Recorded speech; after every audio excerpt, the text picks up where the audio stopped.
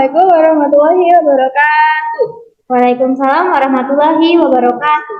Baik, selamat siang semuanya. Kembali lagi dengan kita berdua. Perkenalkan, saya dari Mentari dengan nomor induk mahasiswa 2104013 dan rekan Saya Fauziah Poniapsari dengan nomor induk mahasiswa 2104021.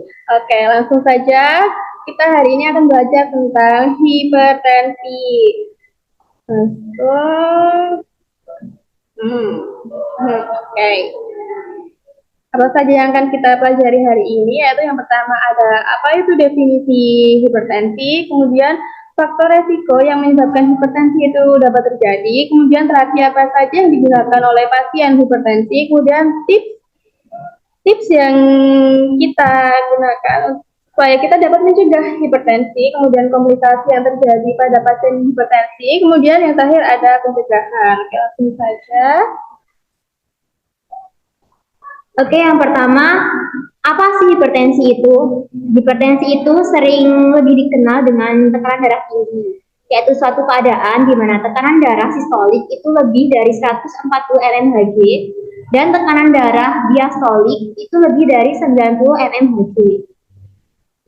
Penyakit hipertensi ini sering disebut the silent killer. Karena apa? Karena sering terjadi kepada pasien tanpa keluhan. Baik, yang kedua yaitu faktor resiko. Yang pertama,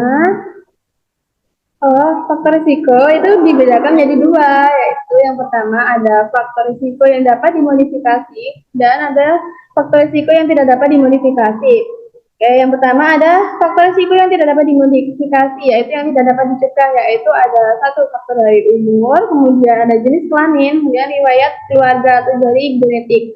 Kemudian faktor resiko yang dapat dimodifikasi atau yang dapat kita cegah ada dari faktor obesitas atau kegemukan, kemudian faktor karena kita merokok, kemudian ada faktor karena kita kurang beraktivitas fisik, kemudian faktor diet tinggi lemak, konsumsi garam berlebih, dislipidemia, kemudian karena kita mengkonsumsi alkohol berlebih, dan kemudian faktor psikis atau stres.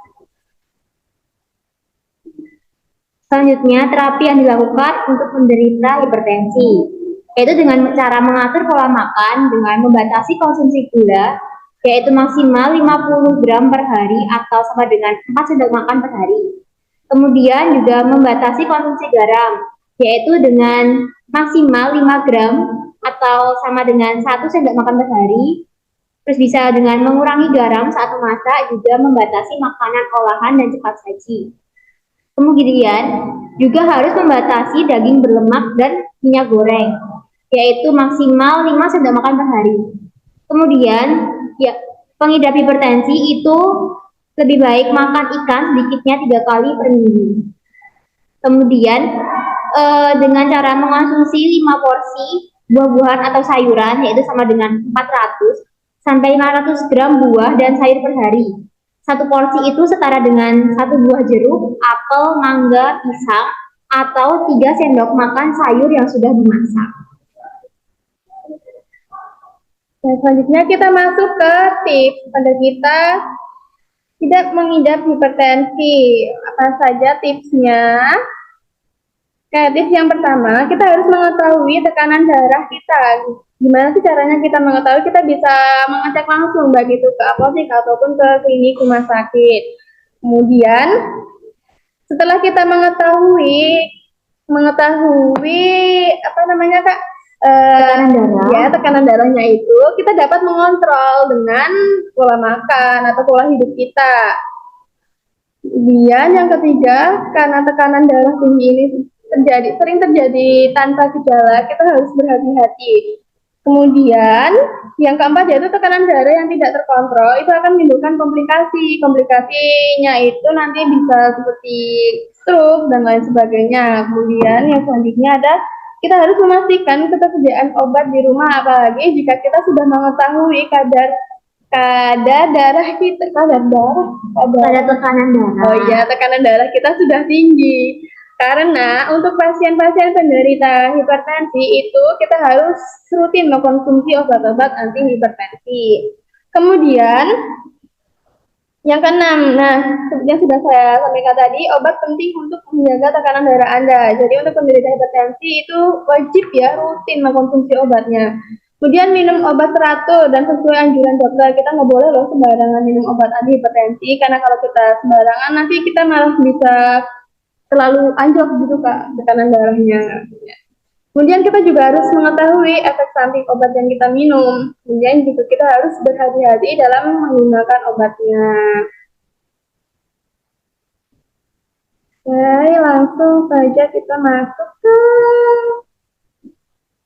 Kita masuk ke komplikasi. Apa saja sih komplikasi yang bisa ditimbulkan oleh hipertensi? Nah, hipertensi itu sebenarnya penyakit berbahaya ya Kak ya, karena komplikasinya juga penyakit yang mematikan juga.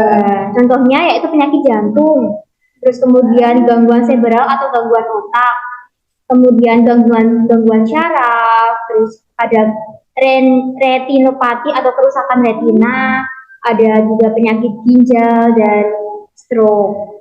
Kemudian ada lagi nih penyakit pembuluh darah kecil, kan cukup berbahaya ya, jadi kita harus bisa sebisa mungkin menghindari hipertensi seperti itu. Ya, gimana cara kita menghindarinya? Yang pertama, kita harus istirahat. Oh, ternyata ada singkatannya, Kak. Apa sih singkatannya nih? Kita ada cerdik, C. C, kita harus rajin cek kesehatan secara rutin. Dan yang E apa, Kak? Itu nyah kan dari asap rokok. Jadi kita harus hati-hati dengan asap rokok, dengan rokok. Walaupun diri kita nggak merokok, kalau lingkungan kita banyak yang merokok, otomatis kita jadi perokok pasif. Nah, perokok pasif itu sebenarnya resiko penyakitnya itu lebih bahaya loh daripada yang perokok aktif, Kak. Gitu. Kemudian yang kita harus rajin beraktivitas fisik. Nah, kita nih para anak muda nggak boleh mager-mageran lagi, Kak. Nanti masa-masa muda udah hipertensi. Kemudian yang dia apa, Kak? Yang D yaitu dengan cara diet seimbang, jangan terlalu banyak makanan cepat saji, terlalu banyak yang berlemak, terlalu banyak garam, itu seperti itu.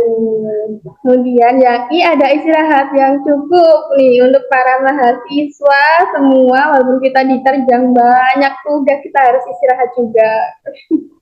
Kemudian yang terakhir ada apa, Kak? Ada keluar stres. Nah, walaupun kita stres nih teman-teman, walaupun kita banyak beban nih, kita juga harus bisa mengontrol stres kita. Jangan lupa healing. Healing itu penting ya, guys. Oke, sekian. Terima kasih dari kami.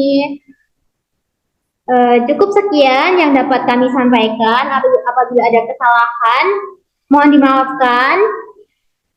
Terus, oke, kita akhiri presentasi hari ini dengan salam. Tidak seperti dia yang mengakhiri hubungan kita dengan diam. Aduh. Oke, wassalamualaikum warahmatullahi wabarakatuh. Waalaikumsalam warahmatullahi wabarakatuh. See you guys.